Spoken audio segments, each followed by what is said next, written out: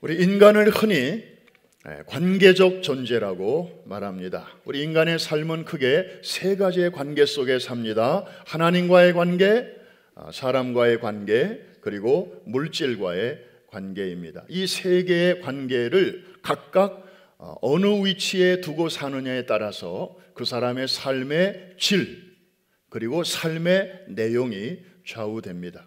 예를 들어서 많은 사람들이 필요 이상으로 물질의 위치를 오늘날 높이 두고 삽니다.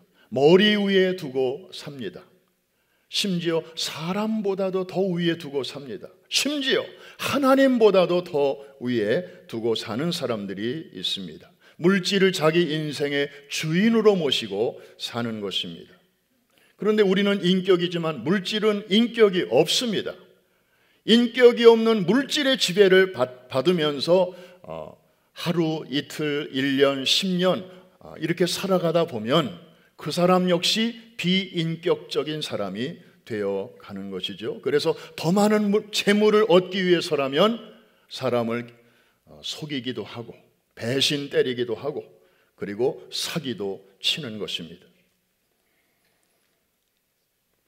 여러분, 우리는 오늘 본문 많은 내용을 읽었습니다마는 먼저 우리가 주목하고자 하는 것은 1세기에 살았던 그 크리스천들, 우리 믿음의 선배들은 과연 이 세 가지 관계 중에서 물질의 위치를 어디쯤 두고 살았는지 우리가 한번 살펴볼 필요가 있겠습니다. 자, 4장 35절 거기 보면 물질의 위치가 나옵니다. 다 같이 시작. 사도들의 발 앞에 두매 그들이 각 사람의 필요를 따라 나누어 줌이라. 사도들의 어디에다 물질을 뒀다고요? 발 아래에 뒀다. 독특한 표현입니다. 우리 시대에는 보기 어려운 표현입니다. 그런데 저렇게 한 번만 나오는 게 아니라 37절에도 또 나옵니다. 37절 시작. 그가 밭이 있음에 팔아 그 값을 가지고 사도들의 발 앞에 두니라. 저것은 바나바의 이야기인데 우리가 잘 아는 바나바. 그 바나바도 교회에 이제 헌금을 했는데 그것을 사도들의 발 앞에 두었다. 이렇게 표현하고 있습니다. 저들은 절대로 물질의 위치를 자신들의 위에 두지 않았습니다. 하나님의 자리에 두지 않았습니다. 그리고 인간의 머리 위가 아닌 인간의 발 아래에 두었습니다. 그러므로 가장 아름다운 관계는 무엇일까요? 하나님을 가장 높은 곳에 위에, 그리고 우리의 이웃을 우리의 옆에, 그리고 물질 혹은 재물을 우리의 발 아래, 이렇게 둘 때 이것이 바로 가장 성경적이고 아름다운 모습이라고 하는 것입니다. 다시 말해서 하나님을 사랑하고 하나님을 사랑하는 만큼 우리의 이웃을 사랑하라는 것이고, 그리고 이 두 가지 일을 위해서 하나님이 우리에게 맡겨주신 물질을 잘 이용하라는 것입니다. 근데 오늘날 거꾸로 혹은 뒤범벅으로 사는 사람들이 참 많습니다. 사랑해야 할 하나님과 사람 대신에 물질을 사랑합니다. 그리고 이용해야 할 물질 대신에 사람을 이용하고 심지어 하나님까지 이용하려고 하는 그런 세태를 우리는 오늘날 흔히 볼 수 있습니다. 거기에 비하면 우리 1세기를 살았던 이 초대교회 성도들의 그 삶의 모습은 얼마나 당당합니까? 한번 저를 따라해 주시기 바랍니다. 하나님을 위해, 이웃을 옆에, 물질은 저 바닥에. 할렐루야. 이게 정말 하나님의 형상을 지닌 인간이 마땅히 살아가야 할 인간의 존엄성이 그대로 존중되는 모습인 줄로 믿습니다. 그런데 오늘 그와 비슷하게 시작은 했지만 결말이 아주 비참하게 끝나는 한 부부의 이야기가 오늘 본문에 소개되고 있습니다. 셰익스피어의 4대 비극이 유명하지만 못지않게 아주 슬픈 이야기입니다. 그 이야기는 이렇게 시작이 되죠. 우리 1절 같이 한번 5장 1절입니다. 시작. 아나니아라 하는 사람이 그의 아내 삽비라와 더불어 소유를 팔았습니다. 이 부부 역시 그 당시 초대교회 성도들의 모습을 닮았습니다. 그 당시에는 자신들의 재물을 기꺼이 내놓았습니다. 물론 다 내놓은 건 아니지만 그 중에 일부를 하나님의 사업을 위해서, 그래서 전도를 위해서 내놓았고, 이것은 하나님 사랑의 표현이죠. 그 다음에 구제를 위하여서도 내놓았습니다. 이것은 이웃 사랑의 표현이었습니다. 그래서 어느 누구도 이거는 내 물건이야 이렇게 주장하는 사람이 없었고, 서로 그냥 유무상통하였더라. 이렇게 우리에게 모습을 보여주고 있습니다. 여기까지는 이 부부의 삶의 모습이 여느 성도들과 다를 바가 없었습니다. 그런데 말입니다. 이 다음부터의 행동은 달랐습니다. 자, 2절입니다. 2절을 잘 보시기 바랍니다. 어디서부터 이게 빗나가기 시작했는지 시작. 그 값에서 얼마를 감추매 그 아내도 알더라. 얼마만 가져다가 사도들의 발 앞에 두니. 그들이 판 게 밭이었는지 집이었는지 그것은 우리가 잘 모릅니다. 그러나 어쨌든 그 소유의 그 일부를 이제 하나님의 선한 사업을 위해서 판 것입니다. 처분을 했지요. 부동산이 동산으로 바뀌었다는 것입니다. 그런데 무슨 일인지는 모르지만 막상 이 캐시가 수중에 들어오니까 그만 마음이 변하고 말았습니다. 아니면 무슨 급한 일이 생겼을 수도 있었겠죠. 성경은 침묵하고 있으니까 우리는 거기에 대해서 그냥 추측만 할 뿐입니다. 그런데 중요한 것은 그 돈의 일부를 감추었다는 것입니다. 아니, 공개적으로 여차여차해서 이런 마음으로 팔았는데 마침 쓸 일이 좀 생겨서 요만큼은 떼어놓고 요것만 가져왔습니다. 이렇게 얘기하면 하나님 이해 못하실 리 없고 또 교회가 그거 야단칠 일도 아니지요. 그런데 이들의 문제는 얼마를 감추었다는 것입니다. 아니, 자기들의 소유인데 얼마를 감추었다. 이 표현은 이미 그것이 자기의 것이 아닌데, 이미 남의 것인데 그 중에 일부를 감추었다. 이런 표현입니다. 사도들의 발 앞에 그것을 가져온 것입니다. 그리고 그것을 전부라고 이렇게 거짓말을 한 것입니다. 여러분, 오해하기 쉬운 내용입니다. 이 내용은 이 부부가 생명을 잃은 것이 소유의 전부를 드리지 않고 일부만 드려서 그랬다. 혹시 이렇게 이해하면 그것은 본문을 잘못 읽은 것입니다. 만일 그런 식으로 오늘 본문을 해석을 한다면 우리는 하나님을 어떤 분으로 오해를 하게 되는가 하면은 인간의 그저 전 재산이나 탐하시는 그런 아주 속 좁은 분으로 하나님을 오해하기가 쉽습니다.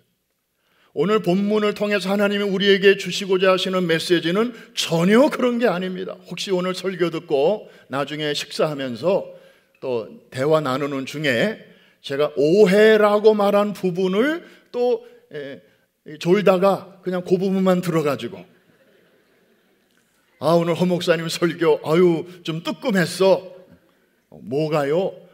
글쎄 하나님은 글쎄 다 바치는 걸 원하지 부분적으로 바치는 거는 그거는 오히려 안 바치는 일만 못하되 하나님은 좀 욕심이 많으신가 봐.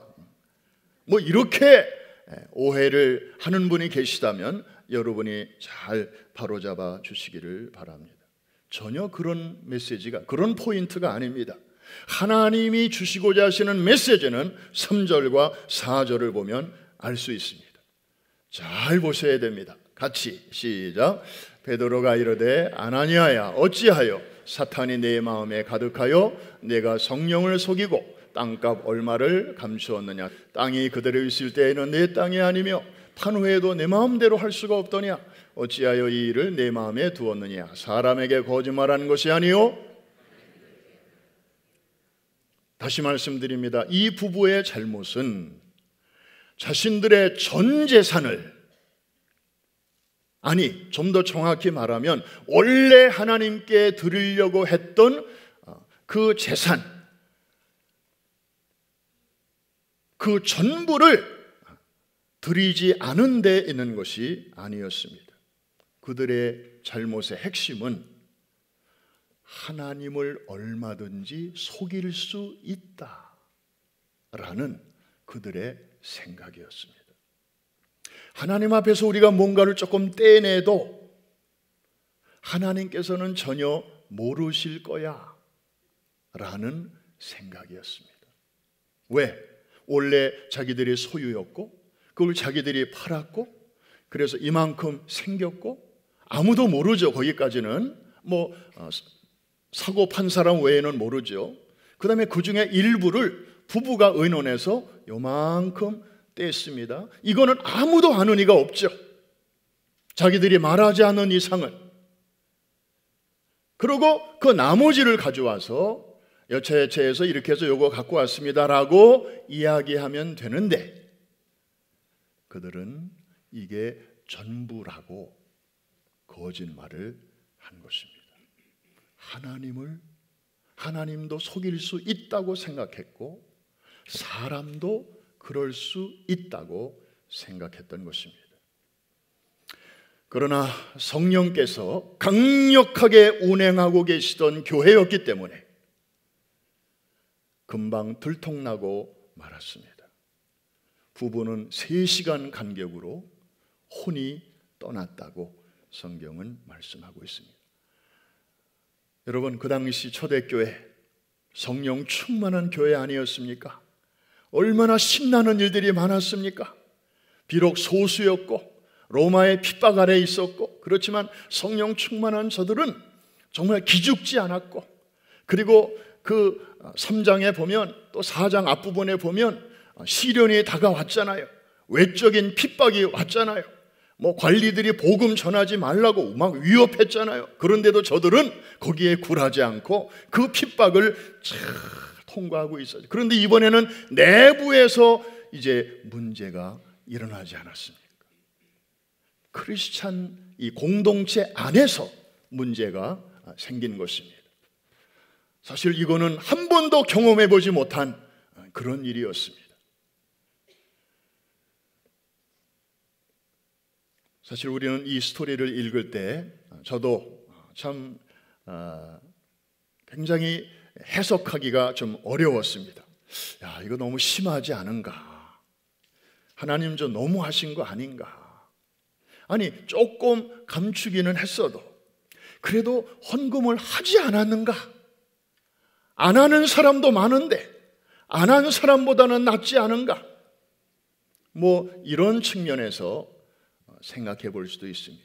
그렇게 보면 하나님을 마치 굉장히 그냥 요만큼 가지고는 만족 안 하시고 나머지 것까지 다 드려야 겨우 흡족해 하시는 그런 아주 욕심 많은 하나님으로 오해하기 딱 알맞습니다.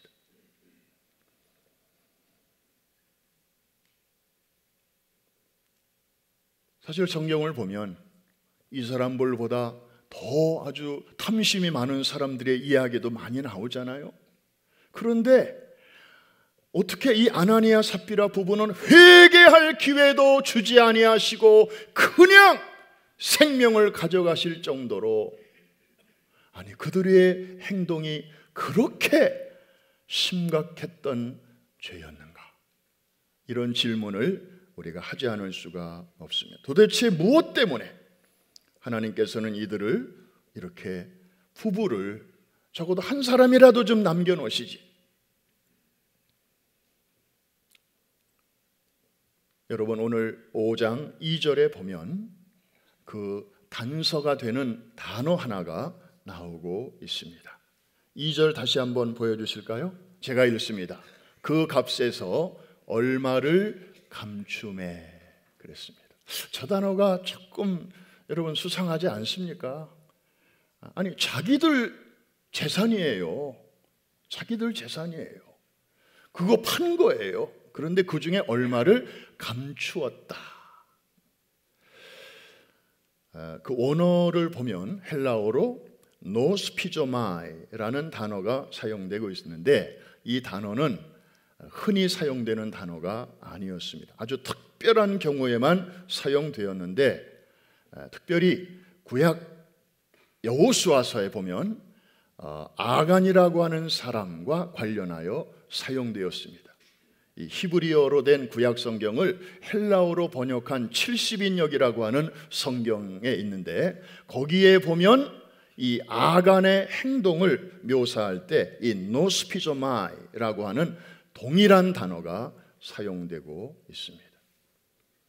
아간은 어떤 사람이었죠? 우리 여호수아 공부할 때 여러 번 만났습니다. 전리품을 착복한 사람입니다. 하나님이 여리고성을 당신의 능력으로 무너뜨려 주셨을 때 백성들은 여리고성을 점령했습니다. 그때 하나님이 주의사항 하달하셨습니다. 절대로 여리고성에 있는 물건, 물질, 물건이든 돈이든 절대로 가지지 마라. 그것은 하나님이 심판하신 물건들이다. 소위 바친 물건이다. 거기에 손대는 사람은 그 물건과 동일한 운명이 될 것이다. 하나님께서 여호수아를 통해서 온 이스라엘 백성들에게 알리셨습니다. 그 당시에 이메일이 있었다면 이메일로 다 보냈을 것이고, 인스타그램이 있었으면 인스타그램으로, 카톡이 있었으면 카톡으로 다 보냈을 거예요. 절대 만지지 마라. 만지면 너도 그렇게 될 것이다. 여러분, 한번 생각해 보십시오. 40년 동안 광야에서만 살았던 사람들입니다. 천막 생활만 했던 사람들입니다. 이런 사람들이 여리고성에 들어가 보니까 거기에 그냥 뭐 쓸만한 물건들이 여기저기 널브러져 있는데 얼마나 탐이 났겠습니까? 그 중에 아간이라는 사람이 보니까 무스탕이 있거든요. 무스탕. 그 시대의 무스탕. 지금도 탐나는데, 이야, 이거 그냥 지나가려니까 너무 아까운 거예요. 그래서 슬쩍 해가지고 감추고 자기 텐트에다가 살짝 숨겨놓은 거예요. 그리고 동전 몇 푼, 이거 뭐 부피도 얼마 안 나가니까 주워서 이렇게 주머니에 넣고 비 오는 날 좀 어려운 때에 쓰려고 그렇게 했겠죠. 이 한 사람의 범죄 때문에 하나님이 노하셨고 하나님이 움직이지 아니하셨어요. 그래서 그 다음 전투, 아이성 전투에서 어이없는 참패를 당하게 되지 않습니까? 뭐 때문인 줄 몰랐어요. 나중에 제비 뽑고 뽑으니까 결국에 아간의 범죄가 드러나지 않았습니까? 자, 아간이 그때 취했던 그 행동이 바로 감춤의 노스피조마이, 그 동일한 단어가 아나니아와 삽비라 부부에게 좀 사용되고 있습니다. 그런 의미에서 이 아나니아 삽비라 부부는 신약시대의 아간이었습니다. 이들을 그대로 두면 아이성 전투가 신약시대에도 또 벌어질 것이 분명했습니다. 하나님이 일하실 수 없는 것입니다. 성령님이 그 능력을 발휘하실 수가 없게 된 것입니다. 그래서 성령께서는 단호하게 아나니아와 삽비라 부부를 이렇게 처단하실 수밖에 없었던 것이죠. 왜? 하나님의 교회를 보호하기 위해서. 여러분, 어둠과 빛은 공존할 수가 없습니다. 빛이 들어오면 어둠은 쫓겨나게 돼 있는 것입니다. 어둠이 가득한 곳에는 빛이 들어올 수 없는 것이죠. 공존할 수가 없는 것입니다. 빛 되신 성령께서 강력하게 역사하시는 이 초대 교회였기 때문에 이것이 바로 1세기의 성도들의 모습이었습니다. 여러분, 아나니아와 삽비라 부부, 그 이름은 얼마나 아름다운지 모릅니다. 아나니아라는 뜻은 하나님은 은혜로우시다. 삽비라라고 하는 와이프의 이름은 아름답다. 여러분, 보석 중에 사파이어 보석 있죠? 이게 바로 삽비라입니다. 삽비라, 사파이어.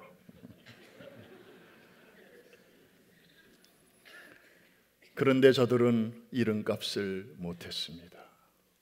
이름은 좋았지만 저들의 행실은 아름답지 못했고 하나님의 은혜에 올바로 응답하지 못했습니다. 도리어 사단의 도구가 되어서 정말 순간적이었죠. 성령 충만한 교회 안에 실망과 충격과 그리고 오점을 남겼습니다.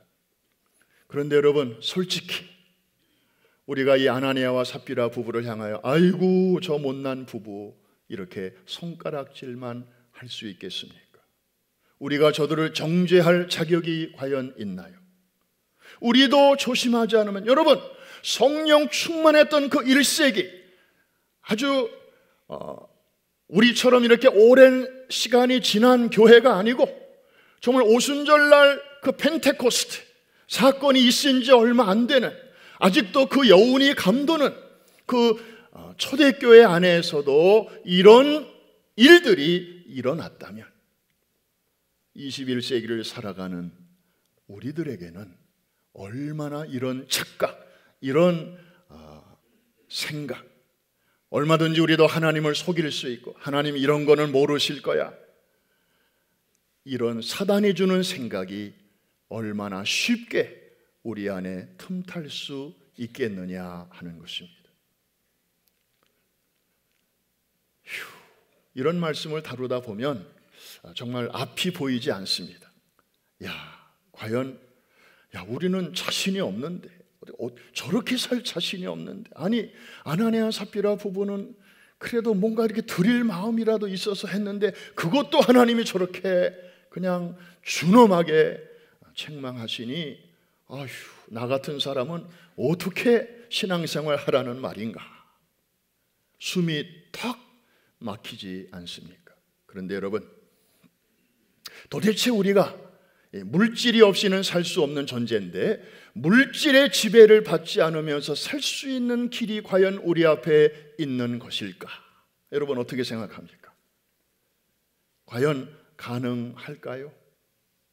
가능하지 않다면 오늘 본문은요, 우리를 도와주는 본문이 아니고 우리를 그냥 더 절망시키는 본문입니다. 할 수도 없는 일을 하나님이 우리에게 요구하시는 셈이 됩니다. 우리 보고 신앙생활 적당히 하라는 설교밖에는 되지 않습니다. 그런데 여러분, 그런 삶이 가능하다고 성경은 우리에게 말씀하고 있습니다. 그리고 믿지 못하는 분들을 위해서 그 실제적인 example을 우리에게 보여주고 있습니다. 그 example이 누군가요? 바로 바나바입니다. 한번 따라합시다. 바나바.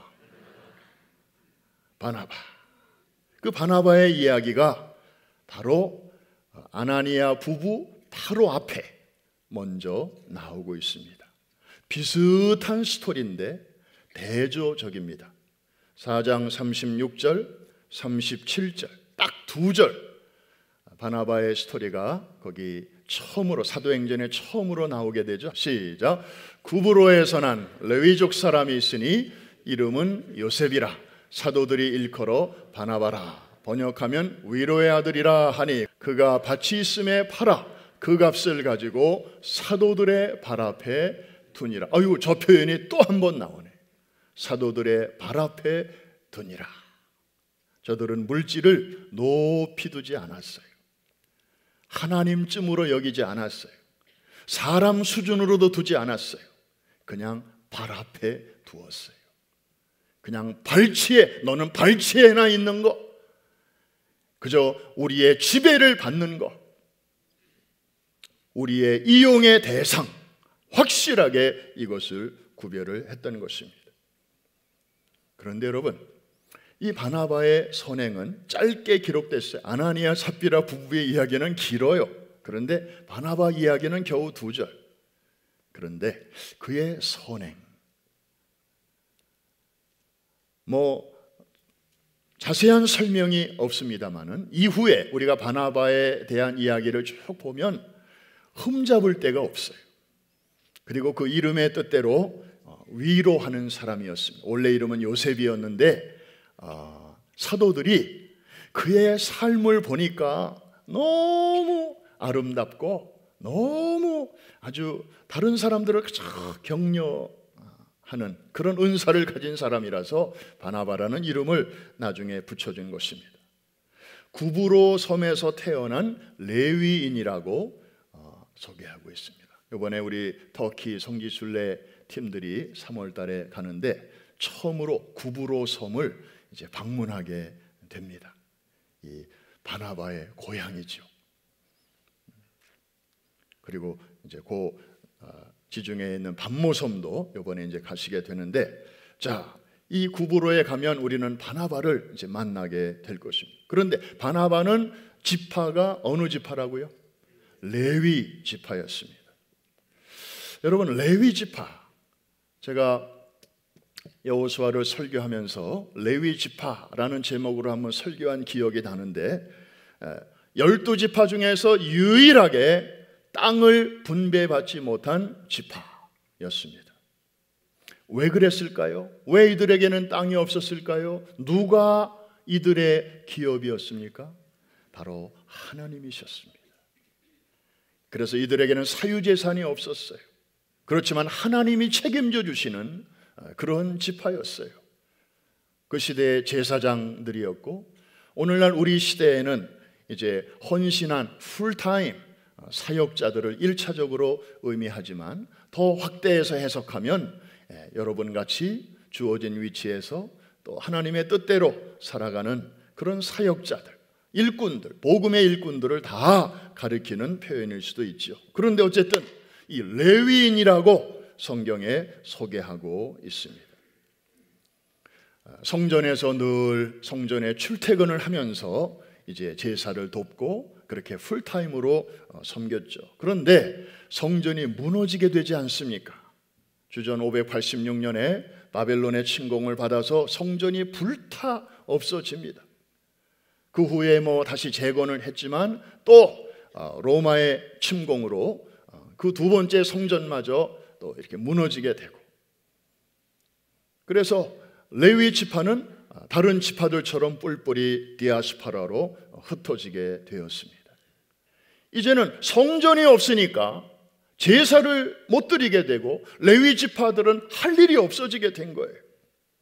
그리고 전 세계 곳곳에 흩어져서 살다 보니까 이제 피도 섞이게 되고 짭을 찾게 되고, 그러다 보니까 레위 지파로서의 아이덴티티가 서서히 없어지고 이제 일반 사람들처럼 사유재산도 갖게 되고 결혼도 하게 되고 아이도 낳게 되고 이제 이렇게 된 것입니다. 그러면서 바나바의 시대까지 온 것입니다.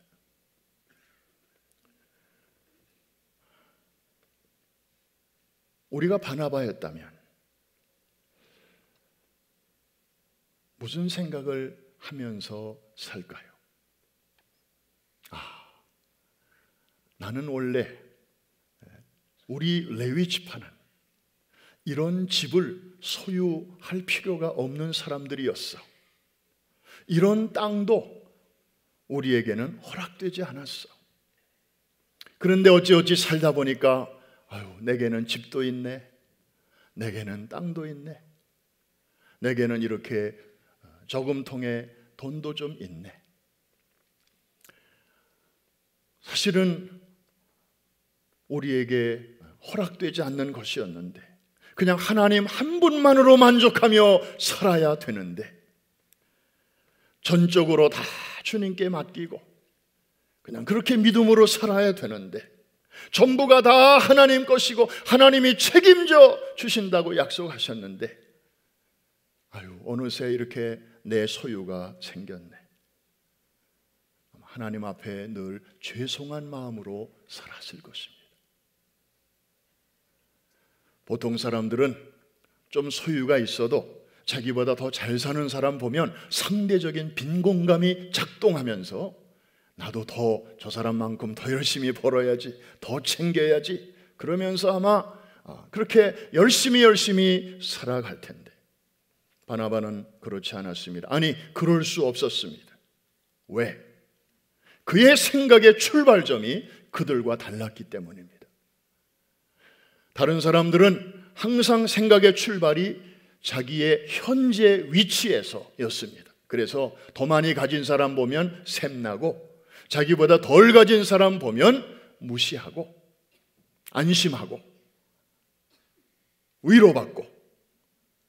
그런데 바나바는 그의 생각의 출발점은 항상 제로였습니다. 그리고 하나님 한 분이었습니다.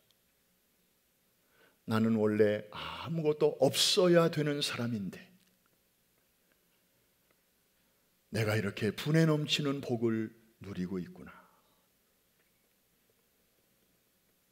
그래서 늘 하나님께는 죄송한 생각이었고, 그리고 자기 주변에 자기보다 더 어려운 사람을 보면 거룩한 부담감에 늘 시달릴 수밖에 없었습니다. 이것이 그를 소유형 인생이 아닌 나눔형 인생으로 내몰았던 것입니다. 그래서 바나바는 자기의 소유를 팔아서 그것을 사도들의 발 앞에 내려놓았던 것입니다. 그 목적은 그의 이름 속에 나타나 있잖아요. 다른 사람을 위로하기 위해서, 자기를 위해서, 자기의 명예를 위해서, 자기의 이름을 나타내기 위해서가 아니었습니다. 아나니아 부부와 바나바의 헌신은 겉으로 보면 비슷합니다. 그러나 내용으로 들어가면 완전히 달랐습니다. 한 사람은 초대교회의 귀한 일꾼으로 쓰임을 받았고, 이쪽 부부는 거기까지였습니다. 암적인 존재였습니다. 그런데 여러분, 저는 항상 좋은 소식을 여러분들에게 전하지 않습니까? 여기에 좋은 소식이 있습니다. 비록 아나니아 부부의 죽음은 초대교회 안에 큰 슬픔이었지만 그 후에 하나님께서 어떠한 은혜와 축복을 그들에게 쏟아부어 주셨는지, 우리 5장 12절부터 16절까지 아주 드라마틱한 내용들이 쭉 나오고 있는데, 오늘 결론입니다. 하나님께서 악을 제거했더니 그 후에 하나님께서 어떠한 은혜와 복을 쏟아부어 주셨는가를 한번 같이 보겠습니다. 시작. 사도들의 손을 통하여 민간에 표적과 기사가 많이 일어나며 믿는 사람이 다 마음을 같이하여 솔로몬 행각에 모이고, 그 나머지는 감히 그들과 상종하는 사람이 없으나 백성이 칭송하더라. 믿고 주께로 나아오는 자가 더 많으니 남녀의 큰 무리더라. 심지어 병든 사람을 메고 거리에 나가 침대와 요 위에 누이고 베드로가 지날 때에 혹 그의 그림자라도 누구에게 덮일까 바라고 예루살렘 부근에 수많은 사람들도 모여 병든 사람과 더러운 귀신에게 괴로움 받는 사람을 데리고 와서 나음을 얻으니라. 할렐루야. 놀라운 역사들이 그 후에 이전보다 더욱더 크게 나타나게 되었습니다. 사랑하는 성도 여러분, 여호수아 3장 5절에 있는 말씀을 아직 혹시 기억하십니까? 앞에 넘실대는 요단강이 있고 뒤에는 지겨운 광야가 있고, 그래서 앞으로도 갈 수 없고 뒤로도 갈 수 없는 이런 진퇴양난의 상황에 있을 때 하나님께서 여호수아를 통하여 그 당시 백성들에게 주신 솔루션, 너무나 특이한 것이었습니다. 너희는 자신을 성결케 하라. 그리하면 내일 내가 너희 가운데서 놀라운 일들을 행하리라. Consecrate yourselves. Tomorrow I will do amazing things among you. 말씀대로 여호수아는 백성들을 성결하게 했습니다. 육체도 마음도 영도 회개 운동이 일어났습니다. 짧은 시간이었지만, 그러자 그 다음 날 하나님께서는 놀라운 일을 행하셨습니다. 요단강이 갈라진 것입니다. 어떻게요? 요단강 상류의 아담이라고 하는 지역에 산사태가 나게 하셔서 물의 흐름을 끊으셨습니다. 그래서 200만에 가까운 이 히브리 백성들이 과거에 40년 전에 홍해를 건넜듯이 이번에는 요단강을 건널 수 있게 되었고, 약속하신 가나안 땅에 첫 발을 내디딜 수 있게 되었습니다. 할렐루야. 하나님의 능력이 여러분들의 삶 속에 사도행전처럼 나타나기를 원하시면 아멘. 예수 그리스도의 이름으로 놀라운 기적이 여러분의 가정에 옛날과 같이, 복음서와 같이 오늘도 나타나기를 원하시면 아멘. 그러려면 여러분이 해야 할 일이 있습니다. 한번 따라해 주시기 바랍니다. 스스로 성결케 하라. 하나님 앞에서 진실하라는 것입니다. 속이지 말고, 하나님은 이건 모르실 거야, 이건 못 보시겠지. 하나님이 제일 싫어하시는 것이 바로 이것입니다. 하나님을 인격적으로 대우하지 않는 것입니다. 하나님을 이용하는 것입니다. 하나님을 그렇게 어수룩한 분으로 생각하는 사람은 평소에는 잘 될 때는 하나님을 찾지도 않습니다. 왜? 필요 없으니까. 하나님을 투명인간 취급해버립니다. 필요한 때만 엎드립니다. 하나님은 그런 사람 위해서 일하실 수가 없습니다. 잘 될 때나 어려울 때나 코람되어 나는 하나님 앞에 있습니다. 하나님이 내 삶을 보고 계십니다. 하나님이 내 처지를 알고 계시잖아요. 그래서 홀로 있을 때에도 하나님이 늘 나를 보고 계신다. 이런 믿음으로 잘 단련된 사람들, 그런 사람들 가운데서 하나님은 놀라운 기적도 행하시고 놀라운 능력도 행하시는 줄로 믿습니다. 오늘 너무나 귀한 말씀을 하나님이 우리에게 주셨습니다. 1세기의 영성을 지닌 21세기의 교회와 성도는 우리가 표로 부르짖는다고 되지 않습니다. 그런 생각만 한다고 되지 않습니다. 우리 안에 진실되지 못한, 정직하지 못한 그런 것들을 하나씩 하나씩 제거해 나갈 때 비로소 성령께서는 자유롭게 여러분의 삶 속에서 일하실 것입니다. 당신의 능력을 유감없이 발휘하실 것입니다. 이러한 놀라운 기적과 또 하나님의 놀라운 능력이 여러분의 삶 속에 믿는 대로 일어나는 성령의 사람들 다 되시기를 주의 이름으로 축원합니다.